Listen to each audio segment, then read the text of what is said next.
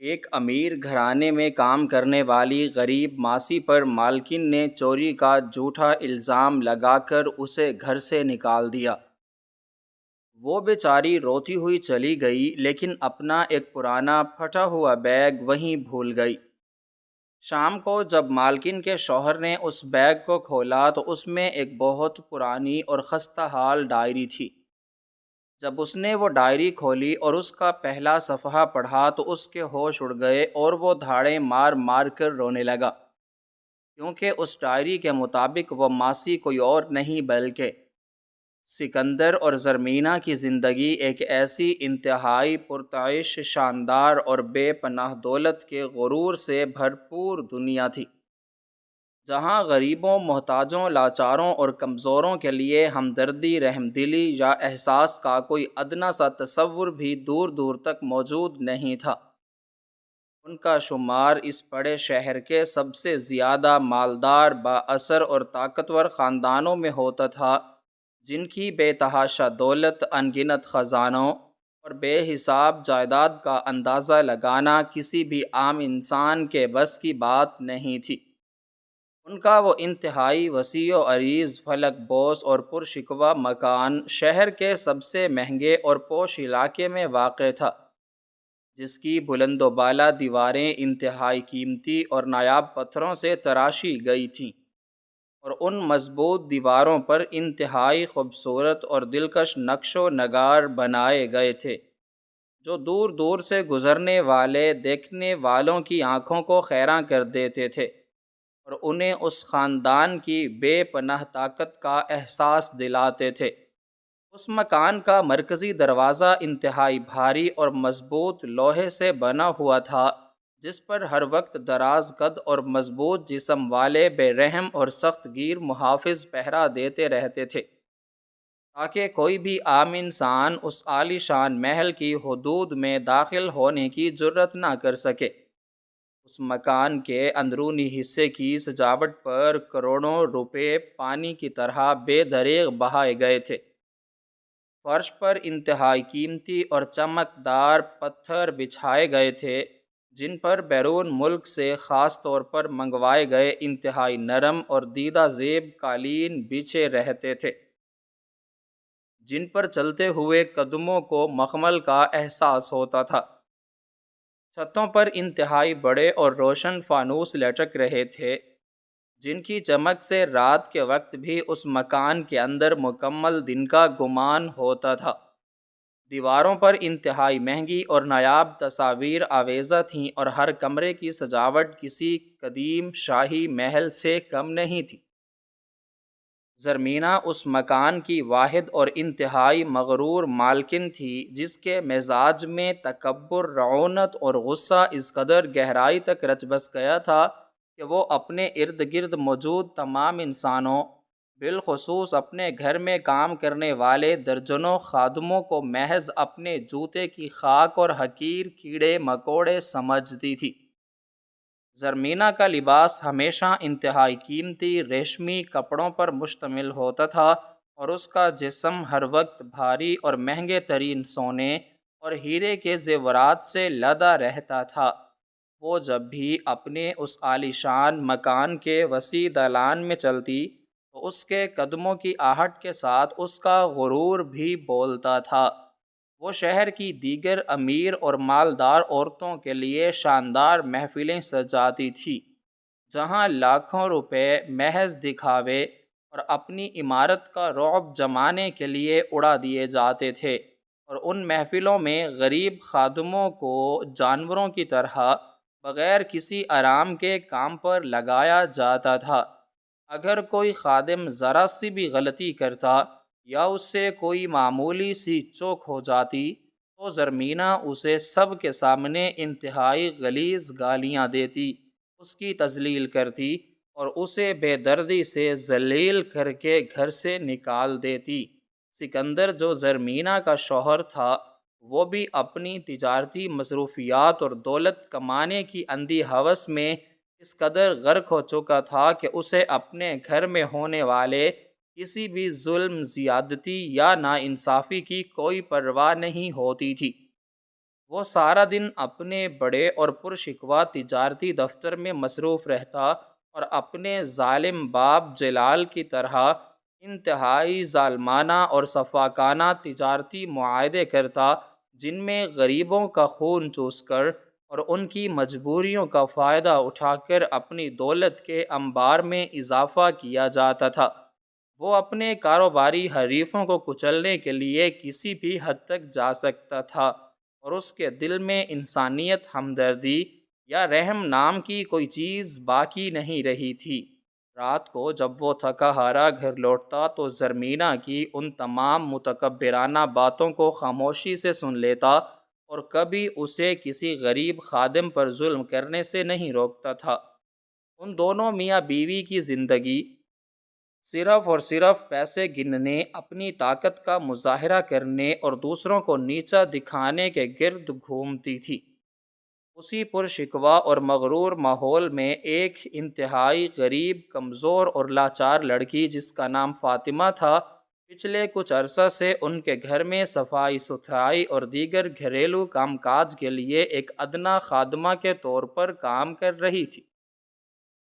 مسلسل محنت، فاقہ کشی اور زندگی کے لاتعداد اور ناقابل برداشت دکھوں نے اس کے جسم کو اندر سے مکمل طور پر کھوکھلا کر دیا تھا، اور وہ اپنی اصل عمر سے کہیں زیادہ بوڑھی اور کمزور دکھائی دیتی تھی۔ اس کا جسم ہڈیوں کا محض ایک ڈھانچہ بن چکا تھا، جس پر گوشت نام کی کوئی چیز نہیں تھی۔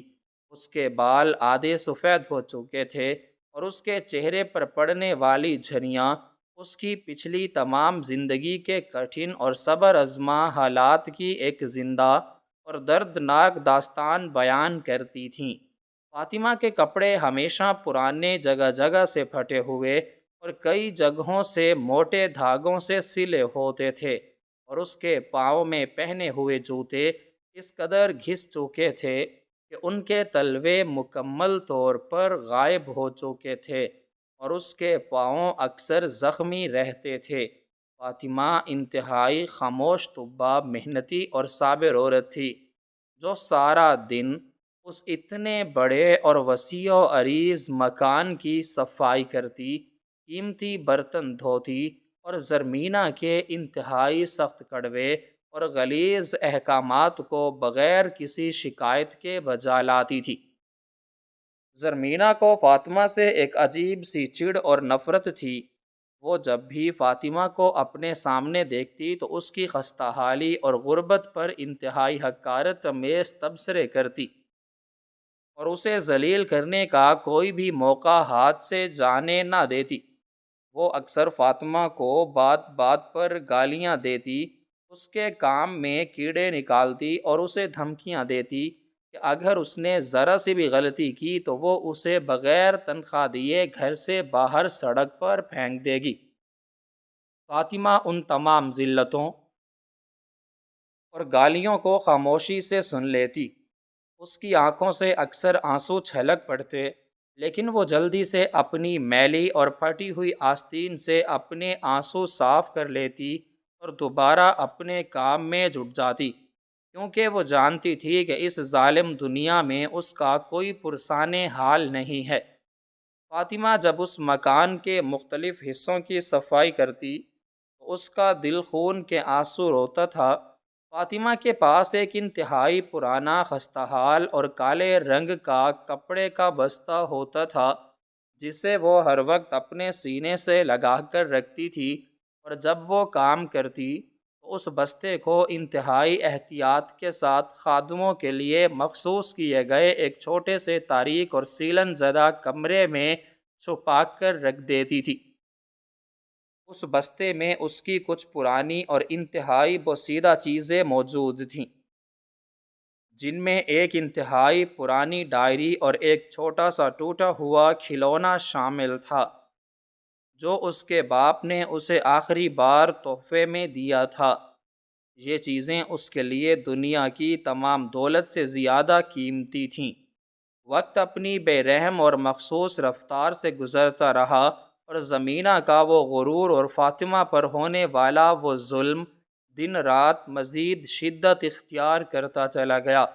وہ سردیوں کی ایک انتہائی یخبستہ اور تاریک صبح تھی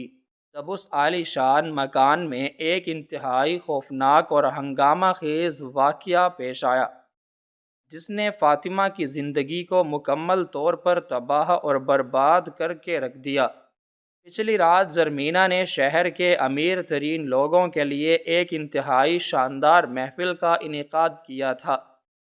جس میں اس نے اپنا سب سے قیمتی اور نایاب ہیرے کا زیور پہن رکھا تھا۔ یہ زیور اس قدر قیمتی تھا کہ اس کی مالیت کروڑوں روپوں میں تھی، اور زرمینہ اسے اپنی جان سے بھی زیادہ عزیز رکھتی تھی۔ محفل کے اختتام پر وہ انتہائی تھکن کے عالم میں اپنے کمرے میں گئی اور وہ زیور اتار کر اپنی قیمتی میز پر رکھ دیا اور سو گئی۔ لیکن صبح سویرے جب زرمینہ انتہائی غصے اور دیوانگی کی حالت میں اپنے اس پرتعیش اور سجے ہوئے کمرے سے باہر نکلی تو اس نے انتہائی اونچی اور کرخت آواز میں پورے مکان کو سر پر اٹھا لیا۔ زرمینہ مسلسل چیخ رہی تھی اور اس کا چہرہ غصے سے مکمل طور پر سرخ ہو چکا تھا۔ اس کے چیخنے کی آواز سن کر مکان کے تمام خادم اور محافظ دوڑتے ہوئے وہاں جمع ہو گئے۔ فاطمہ بھی جو اس وقت باورچی خانے میں فرش صاف کر رہی تھی، اپنے کانپتے ہوئے قدموں کے ساتھ ڈرتے ڈرتے دالان میں پہنچی۔ زرمینہ نے اپنے دونوں ہاتھوں سے اپنا سر پکڑا ہوا تھا اور وہ دیوانوں کی طرح چلا رہی تھی کہ اس کا وہ انتہائی قیمتی اور نایاب ہیرے کا زیور جو اس نے پچھلی رات اپنی میز پر رکھا تھا، وہ وہاں سے مکمل طور پر غائب ہو چکا ہے۔ زرمینہ کا وہ زیور کروڑوں روپے مالیت کا تھا اور وہ اسے اپنی جان سے بھی زیادہ عزیز تھا۔ زرمینہ کی وہ خونخوار اور غضبناک آنکھیں وہاں کھڑے تمام خادموں کے چہروں کا باری باری جائزہ لینے لگیں، اور پھر اچانک اس کی وہ زہریلی نگاہیں فاطمہ کے اس کمزور اور کانپتے ہوئے وجود پر آ کر ٹک گئیں۔ زرمینہ کے دماغ میں اپنے غرور اور بدگمانی کی وجہ سے فوراً یہ شیطانی خیال آیا کہ اس اتنے بڑے اور کروڑوں روپے کے زیور کو اس غلیظ اور غریب عورت کے علاوہ اور کوئی نہیں چرا سکتا۔ زرمینہ انتہائی تیز قدموں کے ساتھ چلتی ہوئی فاطمہ کے بالکل سامنے آ کر کھڑی ہو گئی، اور اس نے فاطمہ کو ایک ایسی انتہائی غضبناک اور خونخوار نظر سے دیکھا کہ فاطمہ کا لاغر اور کمزور وجود ایک سوکھے ہوئے پتے کی طرح شدت خوف سے کانپنے لگا۔ زرمینہ نے اپنا ہاتھ فضا میں بلند کیا اور انتہائی زور سے فاطمہ کو ایک زوردار دھکا دیا، جس سے فاطمہ اپنا توازن برقرار نہ رکھ سکی اور سیدھی اس انتہائی سخت اور چمکدار فرش پر گر پڑی۔ اس کے گھٹنوں اور کوہنیوں پر شدید چوٹ آئی، لیکن زرمینہ کے دل میں ذرا برابر بھی کوئی رحم پیدا نہیں ہوا۔ زرمینہ نے اپنے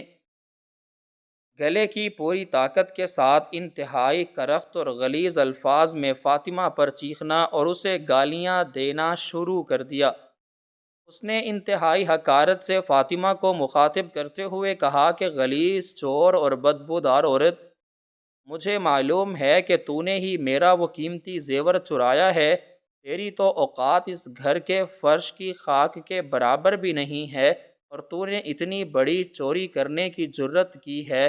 ابھی اور اسی وقت میرا زیور میرے حوالے کر دے، ورنہ میں تجھے محافظوں سے اتنا مرواؤں گی کہ تیری ہڈیاں بھی نہیں ملیں گی۔ زرمینہ کی ان غلیظ اور دل چیر دینے والی گالیوں اور اس انتہائی بھیانک الزام نے فاطمہ کے سفید بالوں اور اس کی کمزور ہڈیوں کو اندر تک شرمندگی، ذلت اور خوف سے پانی پانی کر دیا تھا۔ فاطمہ زاروں قطار رونے لگی، اس کے کانپتے ہوئے ہاتھ بے ساختہ جڑ گئے، اور اس نے انتہائی دردناک اور سسکیوں بھری آواز میں زرمینہ سے التجا کرنا شروع کر دی کہ مالکن مجھے معاف کر دیں، میں نے کوئی چوری نہیں کی، میں تو ایک انتہائی غریب اور لاچار عورت ہوں، میں آپ کے اس قیمتی زیور کو ہاتھ لگانے کا تصور بھی نہیں کر سکتی، میں صبح سے باورچی خانے میں اپنا کام کر رہی ہوں۔ خدا کے لیے مجھ پر یہ جھوٹا الزام مت لگائیں، میں قسم کھاتی ہوں کہ میں بے گناہ ہوں، میں نے ساری زندگی محنت کی روٹی کھائی ہے، میں چور نہیں ہوں۔ فاطمہ روتے ہوئے زرمینہ کے قدموں میں گر پڑی اور اس نے گڑ گڑاتے ہوئے زرمینہ کے سامنے اپنی پوری زندگی کی بے بسی اور اپنی ایمانداری کا واسطہ دیا۔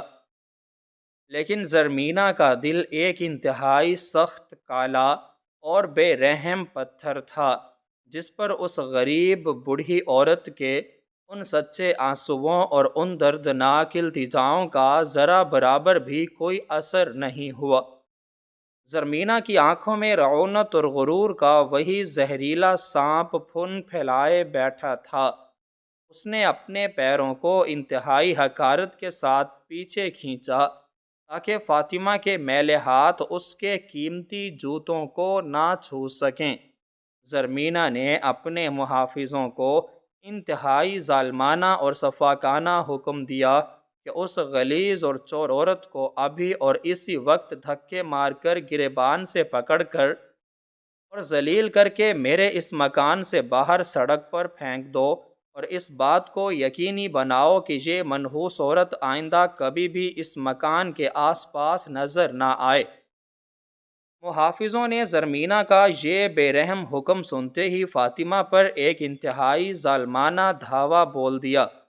انہوں نے اس روتی ہوئی، گڑ گڑاتی ہوئی اور کانپتی ہوئی کو اس کے پرانے اور میلے کپڑوں سے انتہائی سختی سے جکڑا اور اسے زمین پر گھسیٹتے ہوئے کھڑا کر دیا۔ فاطمہ مسلسل چیخ رہی تھی، رو رہی تھی اور زرمینہ کو خدا کا واسطہ دے رہی تھی، لیکن زرمینہ نے انتہائی نفرت اور حقارت سے اپنا منہ دوسری طرف پھیر لیا۔ محافظوں نے فاطمہ کو گھسیٹتے ہوئے مکان کے مرکزی اور بھاری لوہے کے دروازے تک لایا گیا اور اسے ایک انتہائی زوردار اور ظالمانہ دھکا دے کر مکان سے باہر اس سخت اور پتھریلی سڑک پر پٹک دیا۔ فاطمہ کا لاغر جسم سڑک پر گرا، اس کے گھٹنوں سے خون رسنے لگا۔ وہ شدت غم، بے بسی اور اس جھوٹے الزام کے صدمے سے زاروں قطار روتی ہوئی وہیں زمین پر پڑی رہی۔ وہ جانتی تھی کہ اب اس دنیا میں اس کا کوئی ٹھکانہ نہیں ہے۔ اس پر چوری کا ایسا بدترین داغ لگ چکا تھا کہ کوئی بھی اسے اپنے گھر میں کام نہیں دے گا۔ فاطمہ نے روتے ہوئے اپنے ٹوٹے ہوئے جسم کو سمیٹ کر زمین سے اٹھنے کی کوشش کی۔ اس نے اپنے آنسوؤں کو صاف کیا اور اپنے کانپتے ہوئے قدموں کے ساتھ اس مکان کی ان بلند و بالا دیواروں کو آخری بار دیکھا اور پھر آہستہ آہستہ اس سنسان سڑک پر ایک نامعلوم منزل کی طرف چل پڑی۔ فاطمہ اس قدر شدید صدمے، ڈر اور گھبراہٹ کا شکار تھی کہ اس عالم میں وہ اپنا وہ انتہائی پرانا خستہ حال اور کالے رنگ کا کپڑے کا بستہ اسی مکان کے اس تاریک اور چھوٹے سے کمرے میں ہی بھول گئی، جسے وہ ہر وقت اپنے سینے سے لگا کر رکھتی تھی۔ دن کی روشنی آہستہ آہستہ شام کے گہرے اور تاریک سایوں میں تبدیل ہونے لگی۔ مکان کے اندر کا ماحول ابھی تک انتہائی بوجھل اور پوشیدہ تھا۔ زرمینہ سارا دن اپنے اس غائب ہونے والے زیور کے غم میں غصے سے بھری بیٹھی رہی، اور مکان کے دیگر خادم بھی خوف کے مارے اپنے اپنے کاموں میں خاموشی سے لگے رہے۔ شام کے قریب جب سورج غروب ہو چکا تھا اور مکان کی تمام قیمتی بتیاں جل چکی تھیں، تو سکندر اپنی تجارتی مصروفیات کو ختم کر کے تھکا ہارا گھر لوٹا، اور وہ اپنے مخصوص اور انتہائی شاہانہ انداز میں مکان کے اندر داخل ہوا تو اس نے محسوس کیا کہ گھر کا ماحول معمول سے زیادہ خاموش اور پر اسرار ہے۔ سکندر سیدھا اپنے کمرے کی طرف گیا تو زرمینہ نے اسے روتے ہوئے اور انتہائی غصے کے ساتھ اس سارے واقعے کی تفصیل بتائی اور کہا کہ اس غلیظ اور چور فاطمہ نے اس کا وہ کروڑوں کا زیور چرا لیا ہے اور اس نے اسے ذلیل کر کے گھر سے نکال دیا ہے۔ سکندر جو اپنی دولت کے نشے میں خود بھی مکمل طور پر اندھا تھا، اس نے زرمینہ کی باتوں پر بغیر کسی تفتیش کے فوراً یقین کر لیا، اور اس نے بھی فاطمہ کو انتہائی برے الفاظ میں کوسنا شروع کر دیا۔ سکندر نے خادموں کو حکم دیا کہ فاطمہ کے اس کمرے کی مکمل اور باریک بینی سے تلاشی لی جائے جہاں وہ اپنا سامان رکھتی تھی، تاکہ اگر اس نے وہ زیور وہاں چھپا رکھا ہو تو وہ مل سکے۔ دو خادم فوراً اس تاریک اور چھوٹے کمرے کی طرف بھاگے، اور انہوں نے کمرے کا کونا کونا چھان مارا۔ اسی تلاشی کے دوران ایک خادم کی نظر اس انتہائی پرانے پھٹے ہوئے اور کالے رنگ کے کپڑے کے بستے پر پڑی جو فاطمہ انتہائی گھبراہٹ اور بے بسی میں وہیں بھول گئی تھی۔ خادم نے اس میلے بستے کو اٹھایا اور اسے انتہائی احتیاط سے لے کر سیدھا زرمینہ اور سکندر کے اس عالی شان کمرے میں پہنچا اور اسے سکندر کے سامنے اس قیمتی میز پر رکھ دیا۔ خادم نے بتایا کہ اس چور عورت کا صرف یہ ایک پرانا بستہ اس کمرے سے ملا ہے۔ زرمینہ نے اس بستے کو دیکھ کر انتہائی حقارت اور کراہت سے اپنا منہ چڑھایا اور سکندر سے کہا کہ اسے فوراً کھول کر دیکھو، ضرور اس مکار عورت نے میرا زیور اسی غلیظ بستے میں چھپا کر رکھا ہوگا۔ سکندر نے انتہائی غصے اور بے دلی کے ساتھ اس پرانے اور بوسیدہ بستے کو اپنے ہاتھوں میں پکڑا۔ وہ بستہ اتنا پرانا اور خستہ حال تھا کہ اس کی سلائیاں کئی جگہوں سے ادھڑ چکی تھیں۔ سکندر نے سختی سے اس بستے کی زپ کو کھینچا تو وہ بستہ کھل گیا۔ زرمینہ بھی اپنی کرسی سے اٹھ کر انتہائی تجسس اور غصے کے ساتھ اس بستے کے اندر جھانکنے لگی۔ سکندر نے بستے کے اندر ہاتھ ڈالا تو اسے وہاں کوئی قیمتی زیور، کوئی چوری کا سامان یا کوئی اور قابل قدر چیز نہیں ملی، بلکہ اس بستے کے بالکل نچلے حصے میں ایک انتہائی پرانی بوسیدہ زرد پڑ چکی اور خستہ حال سی ڈائری رکھی ہوئی تھی، جس کی جلد کئی جگہوں سے پھٹ چکی تھی اور اس کے اوراق پرانے ہونے کی وجہ سے پیلے پڑ چکے تھے۔ سکندر نے انتہائی حیرت اور الجھن کے ساتھ اس پرانی ڈائری کو اس بستے سے باہر نکالا اور اسے میز پر رکھ دیا۔ یہ ایک انتہائی معمولی اور پرانی سی ڈائری معلوم ہو رہی تھی، جس پر وقت کی گہری دھول جمی ہوئی تھی اور جس سے ایک عجیب سی پرانی اور سیلن زدہ بو آ رہی تھی جو گزرے ہوئے کئی سالوں کے دکھوں اور اذیتوں کی گواہی دے رہی تھی۔ زرمینہ نے انتہائی چڑھ کر کہا کہ اس غلیظ ڈائری کو فوراً کچرے میں پھینک دو۔ اس چور عورت نے ہمیں دھوکہ دیا ہے اور وہ زیور اپنے ساتھ لے جا چکی ہے۔ لیکن سکندر کے دل میں ایک انتہائی عجیب اور پر اسرار سے تجسس نے جنم لیا۔ اسے ایسا محسوس ہوا جیسے وہ پرانی اور زرد پڑ چکی ڈائری اسے اپنی طرف کھینچ رہی ہے اور اس کے اندر کوئی ایسی تحریر چھپی ہے جو اسے پڑھنی چاہیے۔ سکندر نے زرمینہ کی بات کو مکمل طور پر نظر انداز کرتے ہوئے اپنے کانپتے ہوئے ہاتھوں سے اس پرانی ڈائری کو اٹھایا اور اس کی بوسیدہ اور خستہ حال جلد کو آہستہ سے کھول کر اس کا بالکل پہلا صفحہ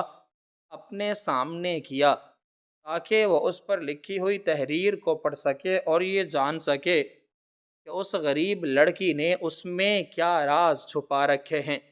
اور جیسے ہی سکندر نے اس ڈائری کا وہ پہلا صفحہ کھول کر اس پر موجود ان پرانے اور دھندلے الفاظ پر اپنی نظر ڈالی تو اس کے پیروں تلے سے وہ زمین ہمیشہ کے لیے کھسک گئی جس پر اس کا سارا وجود کھڑا تھا۔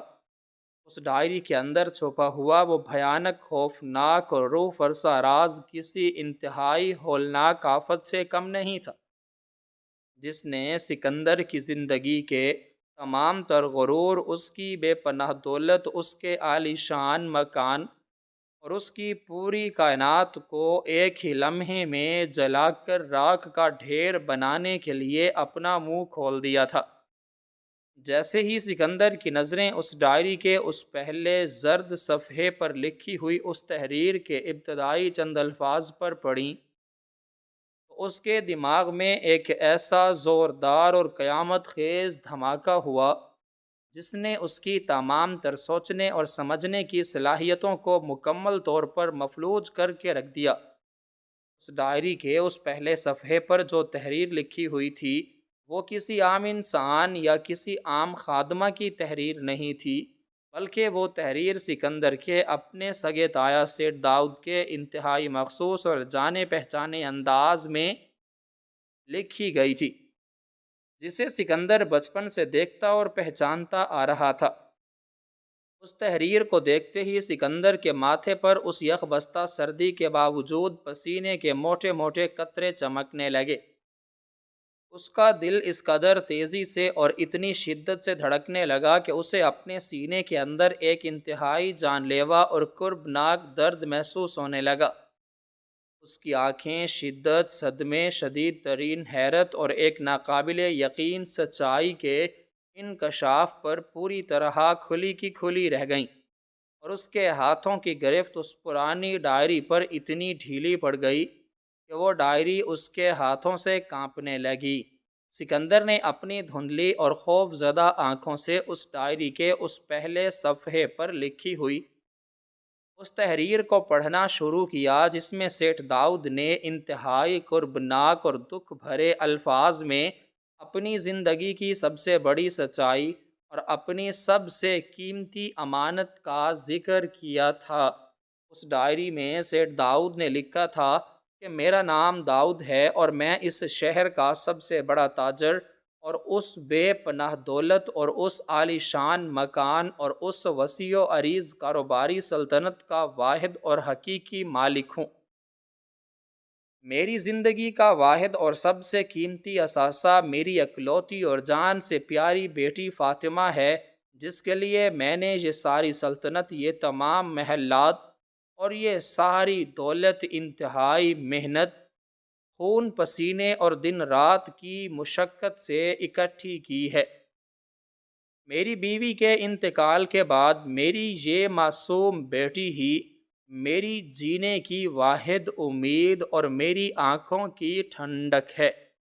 لیکن آج جب مجھے یہ محسوس ہو رہا ہے کہ میری زندگی کا آخری وقت انتہائی قریب آ پہنچا ہے اور میری سانسیں کسی بھی وقت میرا ساتھ چھوڑ سکتی ہیں، تو مجھے اپنے ہی سگے اور چھوٹے بھائی جلال یعنی سکندر کے بھائی کے باپ کی آنکھوں میں ایک انتہائی غلیظ، مکروہ اور خونخوار لالچ نظر آ رہا ہے۔ میں جب بھی اپنے بستر مرگ پر لیٹا ہوتا ہوں تو میں دیکھتا ہوں کہ جلال کس طرح گدھ کی طرح میری اس جائیداد اور میرے اس مکان کو گھورتا رہتا ہے۔ اس کی نظروں میں میری بیٹی کے لیے کوئی محبت یا کوئی ہمدردی نہیں ہے، بلکہ ایک انتہائی صفاقانہ اور درندہ صفت ہوس چھپی ہوئی ہے۔ مجھے اس بات کا 100% اور کامل یقین ہو چکا ہے کہ میرے مرنے کے بعد میرا اپنا سگا بھائی جلال میری اس بے پناہ دولت، میرے اس عالی شان مکان اور میری اس تمام جائیداد پر قبضہ کرنے کے لیے میری اس معصوم اور پھول جیسی بیٹی فاطمہ کے ساتھ کوئی انتہائی بھیانک اور ظالمانہ سلوک کرے گا۔ وہ میری اس یتیم بچی کو سڑکوں پر رول دے گا اور میری ساری کمائی کو اپنی عیاشیوں کی بھینٹ چڑھا دے گا۔ اس لیے میں اپنی زندگی کے ان آخری لمحات میں اپنی اس تمام تر جائیداد، اپنے اس پرشکوہ مکان اور اپنی اس پوری سلطنت کے تمام تر حتمی اور قانونی ملکیتی کاغذ اس ڈائری کے اندر چھپا کر اپنی بیٹی کے حوالے کر رہا ہوں،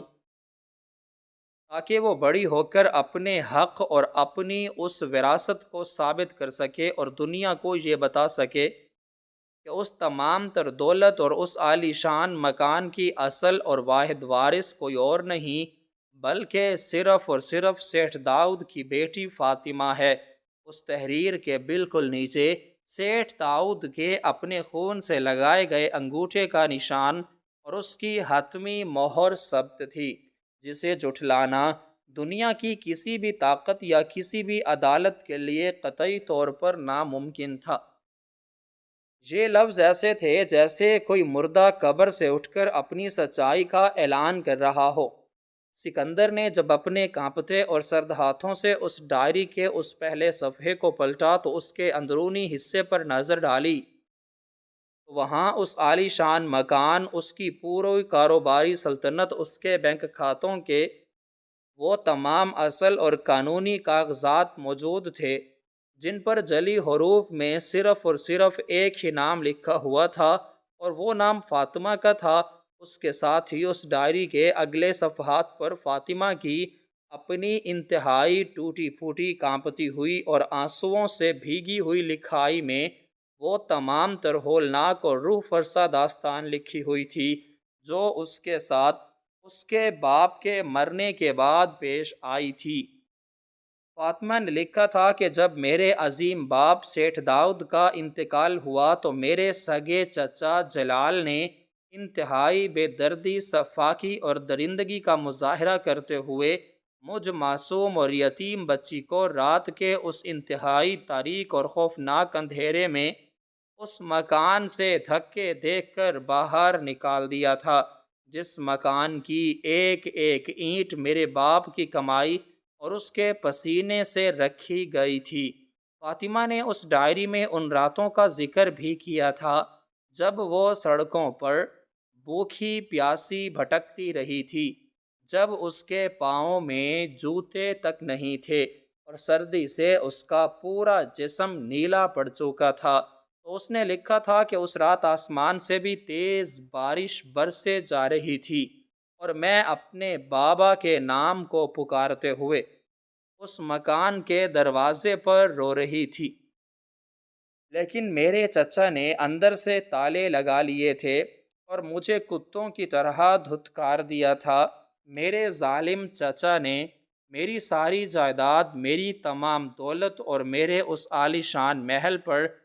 ایک انتہائی مکروہ سازش کے تحت قبضہ کر لیا اور دنیا والوں کو یہ جھوٹی خبر سنا دی کہ سیٹھ داؤد کی بیٹی ایک انتہائی پر اسرار اور خطرناک بیماری کی وجہ سے انتقال کر گئی ہے اور اسے راتوں رات دفن کر دیا گیا ہے۔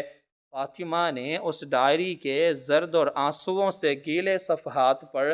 اپنے ان تمام دکھوں، اپنی ان تمام اذیتوں اور ان تمام طویل اور جان لیوا سالوں کا انتہائی کربناک حساب لکھا تھا جو اس نے اس گھر سے نکالے جانے کے بعد ایک انتہائی غلیظ، بدبودار اور ظالم یتیم خانے میں گزارے تھے۔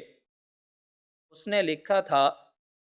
کہ کیسے اس نے اپنا بچپن بھوک، پیاس اور سردی میں ٹھٹھرتے ہوئے گزارا، کیسے اسے یتیم خانے میں راتوں کو بلا وجہ مارا پیٹا جاتا تھا،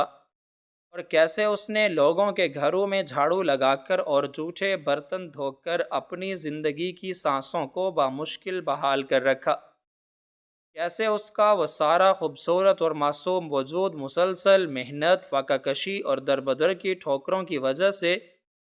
وقت سے پہلے ہی ایک انتہائی کمزور، لاغر اور بوڑھے ڈھانچے میں تبدیل ہو گیا، اور اس کی ساری جوانی دوسروں کے جھوٹے برتن دھونے میں گزر گئی۔ فاطمہ نے انتہائی درد بھرے الفاظ میں یہ بھی تحریر کیا تھا کہ وہ اس ڈائری اور ان حتمی کاغذات کو لے کر کسی بھی عدالت یا کسی بھی انسان کے پاس اس لیے نہیں گئی کیونکہ اسے اپنے سگے چاچا کی طاقت، اس کے غلیظ اثر و رسوخ اور اس کے ظلم کا بخوبی اندازہ تھا،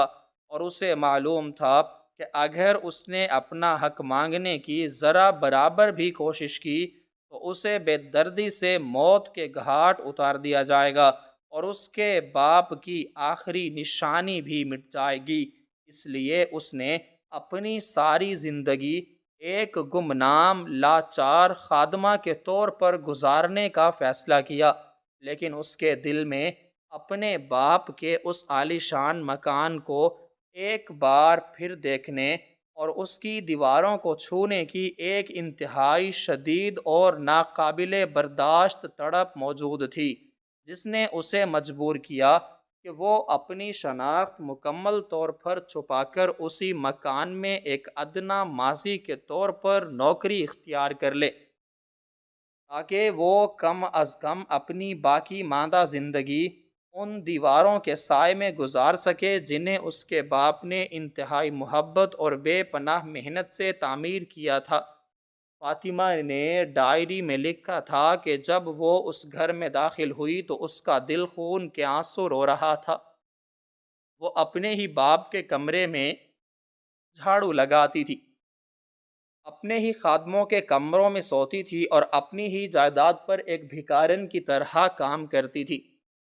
لیکن وہ خاموش رہی تاکہ وہ اپنے باپ کی خوشبو کو محسوس کر سکے۔ وہ دیکھتی تھی کہ کس طرح اس کا اپنا کزن سکندر اور اس کی بیوی زرمینہ اس کی دولت پر غرور کرتے تھے اور اسے ذلیل کرتے تھے، لیکن اس نے کبھی اپنے لب نہیں کھولے۔ سکندر اس ڈائری کے ایک ایک لفظ کو پڑھتا جا رہا تھا اور اس کے جسم کا سارا خون جیسے ایک ہی لمحے میں برف کی طرح جم کر رہ گیا تھا۔ اس کے دماغ کی تمام رگیں شدت، صدمے، شدید ترین حیرت اور اپنے باپ کے اس انتہائی مکروہ، غلیظ اور ظالمانہ گناہ کے بوجھ تلے دب کر پھٹنے کے قریب پہنچ چکی تھیں۔ اسے وہ تمام مناظر اپنی آنکھوں کے سامنے گھومتے ہوئے محسوس ہو رہے تھے۔ جب وہ ایک چھوٹے بچے کی طرح اس مکان میں کھیلتا تھا اور اس نے اپنے باپ کو رات کے اندھیرے میں ایک روتی ہوئی بچی کو بالوں سے پکڑ کر گھسیٹتے ہوئے گھر سے باہر نکالتے دیکھا تھا، جسے اس وقت وہ سمجھ نہیں پایا تھا، لیکن آج اس ڈائری نے اس کی پچھلی تمام زندگی کی ان تمام سچائیوں کو ایک ہی لمحے میں ایک انتہائی بھیانک، غلیظ اور روح فرسا جھوٹ میں تبدیل کر دیا تھا۔ سکندر کو یاد آیا کہ کس طرح اس کا باپ داؤد تایا کے مرنے کے فوراً بعد مسکرا رہا تھا اور کس طرح اس نے جھوٹے کاغذات بنوا کر ساری دولت اپنے نام پر کر لی تھی۔ سکندر کے ہاتھوں سے وہ پرانی ڈائری چھوٹ کر اس قیمتی میز پر گر پڑی اور اس کے گلے سے ایک انتہائی کربناک، دردناک اور گھٹی گھٹی سی چیخ بے ساختہ نکل کر اس خاموش اور پرتعیش کمرے میں گونج گئی۔ وہ اپنے گھٹنوں کے بل اس انتہائی نرم اور قیمتی قالین پر گر پڑا اور اس نے دھاڑیں مار مار کر اور بچوں کی طرح زاروں قطار رونا شروع کر دیا۔ اس کے آنسو اس کے چہرے کو بھگو رہے تھے اور اس کا پورا وجود ایک سوکھے ہوئے پتے کی طرح شدت، ندامت اور اپنے اس بھیانک جرم کے احساس سے کانپ رہا تھا۔ اسے محسوس ہو رہا تھا کہ اس کا سارا جسم گناہوں کی آگ میں جل رہا ہے۔ زرمینہ، جو ابھی تک سکندر کے قریب کھڑی انتہائی حیرت اور شدید الجھن کے ساتھ اس کا یہ پاگل پن اور اس کا یہ دھاڑے مار مار کر رونا دیکھ رہی تھی، اسے سمجھ نہیں آ رہا تھا کہ اس ایک پرانی اور غلیظ سی ڈائری میں آخر ایسی کیا چیز لکھی ہے جس نے اس کے ایک انتہائی مغرور اور متکبر شوہر کو زمین پر گرا کر رونے پر مجبور کر دیا ہے۔ زرمینہ نے انتہائی گھبراہٹ اور غصے کے ملے جلے تاثرات کے ساتھ سکندر کے کندھے کو جھنجھوڑا اور اس سے اونچی آواز میں پوچھا کہ تمہیں کیا ہو گیا ہے؟ تم اس چور اور غلیظ عورت کی اس پرانی کتاب کو دیکھ کر اس طرح دیوانوں کی طرح کیوں رو رہے ہو؟ اس میں ایسا کیا لکھا ہے جو تم اپنا سارا وقار بھول گئے ہو؟ سکندر نے اپنے آنسوؤں سے بھیگے ہوئے چہرے کو زرمینہ کی طرف اٹھایا اور اس کی آنکھوں میں ایک ایسی وحشت اور ایک ایسا گہرا دکھ موجود تھا جس نے زرمینہ کے دل میں بھی ایک سنسنی خیز خوف پیدا کر دیا۔ سکندر نے انتہائی کانپتی ہوئی اور دردناک آواز میں زرمینہ کو مخاطب کرتے ہوئے کہا کہ مغرور اور تکبر میں اندھی ہو جانے والی عورت، جس بوڑھی، غریب اور لاچار عورت کو تم نے آج صبح ایک معمولی اور جھوٹے زیور کی چوری کے الزام میں انتہائی غلیظ گالیاں دے کر ذلیل کر کے اور دھکے مار کر اس مکان سے باہر سڑک پر پھینک دیا ہے، وہ کوئی عام خادمہ یا کوئی چور عورت نہیں تھی، بلکہ وہ میرے اپنے سگے تایا سیٹھ داؤد کی اکلوتی بیٹی، اور اس پورے عالیشان مکان، اس کروڑوں روپے کی بے پناہ دولت اور اس ساری کاروباری سلطنت کی واحد اور حقیقی قانونی مالکن ہے، اور ہم دونوں اس کے حق پر ڈاکہ ڈالنے والے وہ غاصب اور ظالم چور ہیں جو پچھلے کئی سالوں سے اس کی چھینی گئی جائیداد پر اپنا غرور اور اپنا محل کھڑا کیے ہوئے ہیں۔ سکندر کے منہ سے نکلنے والے ان انتہائی ہولناک، ہوش ربا اور قیامت خیز انکشافات نے زرمینہ کے پیروں تلے سے زمین مکمل طور پر کھینچ لی، جس پر اس کا سارا غرور اور اس کا سارا تکبر قائم تھا۔ زرمینہ کا منہ حیرت اور شدید ترین صدمے سے کھلا کا کھلا رہ گیا، اور اس کے جسم میں ایک سرد لہر دوڑ گئی۔ اسے ایسا محسوس ہوا جیسے کسی نے اس کے سینے میں ایک تیز دھار اور زہریلا خنجر اتار دیا ہو، اور اس کی وہ تمام تر دولت، اس کے وہ تمام تر زیورات اور اس کا وہ سارا پرشکوہ لباس ایک ہی لمحے میں اس کے جسم پر کسی انتہائی غلیظ اور بدبودار بوجھ کی طرح محسوس ہونے لگا۔ اسے اپنے وہ تمام ظلم اور وہ تمام گالیاں اور وہ تمام دھکے یاد آنے لگے جو اس نے اس مکان کی اصلی وارث اور اس جائیداد کی حقیقی مالکن کو ایک ادنا خادمہ سمجھ کر دیے تھے۔ زرمینہ کے ذہن میں اچانک ایک بجلی سی کوند گئی، اور اسے یاد آیا کہ وہ قیمتی ہیرے کا زیور جس کی چوری کا الزام اس نے فاطمہ پر لگایا تھا، وہ اس نے خود کل رات اپنی ہی الماری کے ایک خفیہ خانے میں چھپا کر رکھا تھا، اور پھر اپنی بھولنے کی عادت کی وجہ سے اسے یاد ہی نہیں رہا۔ زرمینہ جلدی سے اٹھی اور کانپتے ہوئے ہاتھوں سے اس نے اپنی الماری کا وہ خفیہ خانہ کھولا تو وہ کروڑوں کا زیور وہیں کا وہیں بالکل محفوظ پڑا ہوا تھا۔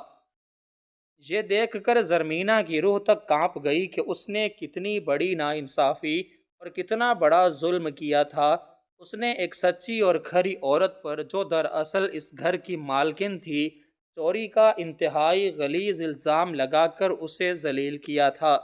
زرمینہ بھی وہیں اس قالین پر گر پڑی، اور اس کی آنکھوں سے بھی خوف اور پچھتاوے کے آنسو بہنے لگے۔ اس کی ساری متکبرانہ سوچیں ریزہ ریزہ ہو چکی تھیں، اور وہ اپنے ہی وجود سے نفرت کرنے لگی تھی۔ سکندر دیوانوں اور پاگلوں کی طرح زمین سے اٹھا، اور اس نے اس پرانی ڈائری کو اپنے سینے سے لگایا، اور بغیر کسی کی پرواہ کیے اور بغیر کسی محافظ کو بلائے انتہائی تیز قدموں کے ساتھ اس عالی شان کمرے سے باہر بھاگا۔ وہ سیڑھیاں پھلانگتا ہوا اور گرتا پڑتا ہوا اس بڑے مکان کے مرکزی دروازے کی طرف دوڑا۔ اس کا دل اتنی زور سے دھڑک رہا تھا کہ اسے اپنی دھڑکن کی آواز اپنے کانوں میں صاف سنائی دے رہی تھی۔ وہ مسلسل رو رہا تھا، اور اس کے منہ سے صرف ایک ہی نام نکل رہا تھا: فاطمہ، مجھے معاف کر دو، میری بہن، مجھے معاف کر دو، میں اندھا ہو چکا تھا۔ وہ روتا ہوا اور چیختا ہوا مکان کے اس بھاری لوہے کے دروازے سے باہر اس تاریک اور سنسان سڑک پر نکل آیا، جہاں آج صبح زرمینہ کے محافظوں نے فاطمہ کو دھکے دیکھ کر پٹکا تھا۔ رات کا گہرا اندھیرا چاروں طرف پھیل چکا تھا، اور سڑک پر مکمل خاموشی چھائی ہوئی تھی۔ سرد اور برفانی ہوائیں چل رہی تھیں جو سکندر کے وجود کو چیر رہی تھیں، لیکن اسے سردی کا کوئی احساس نہیں تھا۔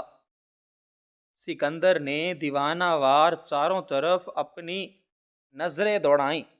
اس نے گلی کے ہر موڑ، ہر کونے اور ہر اندھیرے حصے میں فاطمہ کو تلاش کرنے کی کوشش کی۔ وہ سڑکوں پر بھاگتا رہا اور رو رو کر فاطمہ کو ڈھونڈتا رہا، لیکن فاطمہ موجود نہیں تھی۔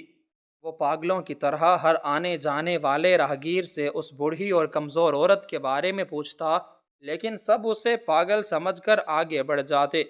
سکندر شہر کی ان تمام تاریک اور سنسان سڑکوں پر بھٹکتا رہا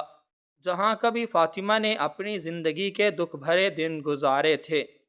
اس نے یتیم خانے کے چکر لگائے، گلی کوچوں میں صدائیں دیں، بس اڈوں پر جا کر لوگوں کی منتیں کیں،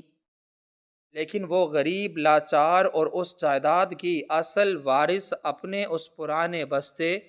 اس ڈائری اور اپنی ان تمام تر یادوں کو وہیں چھوڑ کر اس ظالم اور مغرور شہر کے کسی انتہائی نامعلوم اور تاریک گوشے میں ہمیشہ ہمیشہ کے لیے گم ہو چکی تھی، جہاں سے اسے ڈھونڈ نکالنا